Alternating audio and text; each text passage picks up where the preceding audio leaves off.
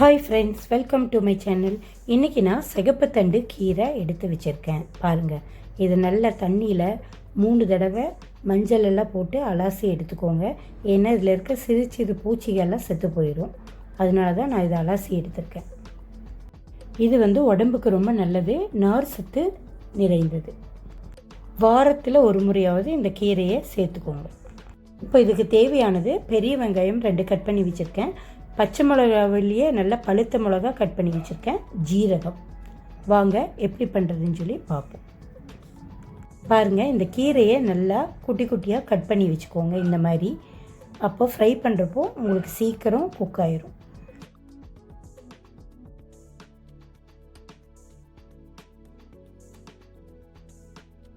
பாருங்கள், ஸ்டவ்வில் கடாய் வச்சுக்கலாம். ஆயில் சூடானதும் கடுகு போட்டுக்கலாம். அது கூடயே கொஞ்சம் ஜீரகமும் சேர்த்துக்கலாம். இப்போது கட் பண்ணி வச்சுருக்க பச்சை மிளகாய், பெரிய வெங்காயத்தை சேர்த்து வதக்கிக்கலாம்.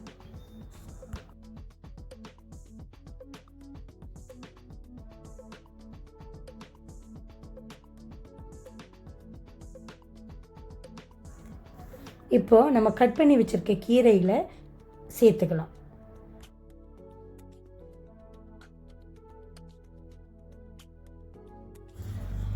பாருங்கள், கீரையை கொஞ்சம் கொஞ்சமாக நம்ம சேர்த்து விடலாம். எல்லா கீரையும் ஒன்றா போடாதீங்க, பொங்கி வெளியே வந்துடும். ஸோ நீங்கள் கொஞ்சம் கொஞ்சமாக ஃப்ரை பண்ணும்போது அதுவே கீரையை கொஞ்சம் நேரமான சுருங்கிடும். பாருங்கள், அடுப்பை சிம்மில் வச்சுட்டு நல்லா வதக்கி விடுங்க. இது நல்லா ஃப்ரை ஆகி வர ஸ்டேஜுக்கு நம்ம இறக்குனா போதும்.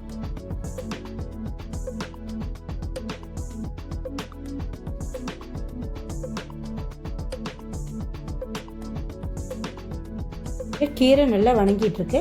இது கூட நம்ம உப்பு சேர்த்துக்கலாம். சம்மர் டிப்ஸ் நான் சொல்கிறேன். இந்த கோடை காலத்தில் வெயில் ரொம்ப அதிகமாக இருக்கும். இந்த மாதிரி சமயங்களில் ஜன்னல்களில் கரும்பச்சை கருநீல கலரில் ஸ்க்ரீன் போட்டுக்கிட்டோம்னா உஷ்ணம் அதிகமாக நம்ம வீட்டுக்குள்ளே வராது. இப்போது கீரை நல்லா வதங்கி வந்ததும் நம்ம தேங்காய் துருவலை கொஞ்சம் சேர்த்துக்கலாம். சேர்த்து நல்லா வதக்கி விட்டுக்கணும். இப்போ தேங்காய் துருவல் சேர்த்துறதுனால கீரையோட சுவை இன்னும் அதிகரிக்கும்.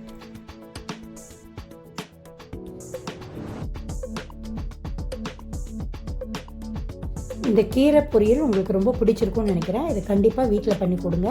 குழந்தைகளுக்கு ரொம்ப நல்லது.